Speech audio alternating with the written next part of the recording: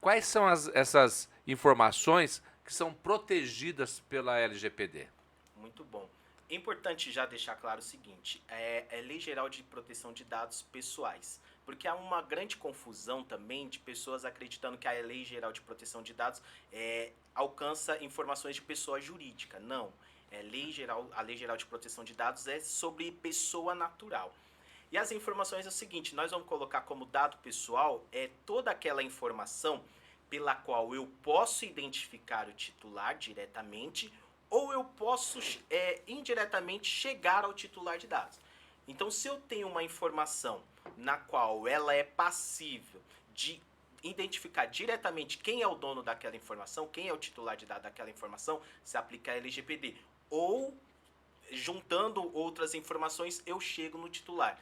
Então a Lei Geral de Proteção de Dados ela se aplica a isso. Se eu tenho uma informação que não leva a lugar nenhum, que não identifica um titular de dados, a gente não está falando de aplicação da LGPD.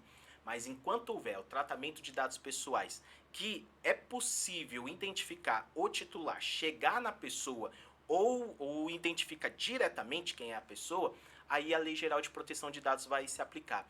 Justamente porque para trazer essa proteção ao titular de dados. Uhum. Então, quando eu realizo o tratamento de dados, de alguma forma, esse tratamento pode oferecer um risco, porque aquela informação pode identificar uma pessoa, então a lei geral vem ali para trazer a segurança. Nós temos, por exemplo, a questão do dado pessoal sensível.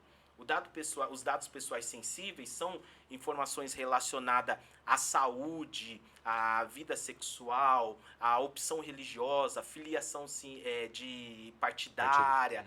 Então são chamadas informações de pessoais dados sensíveis. E Sensíveis. por que essas informações são chamadas de dados sensíveis? Porque quando a gente for ver, analisar essas informações, é possível que esse titular sofra algum tipo de preconceito.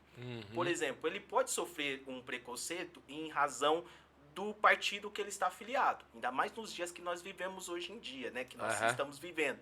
Ele pode sofrer um preconceito em razão de uma informação de saúde, que possa dizer, por exemplo, que ele seja portador de uma doença sexualmente Uhum. transmissível. Ele pode sofrer preconceito em razão da sua opção sexual, da sua opção religiosa e tudo mais. Então, a Lei Geral de Proteção de Dados ela vem trazer uma proteção ainda maior, porque é justamente isso.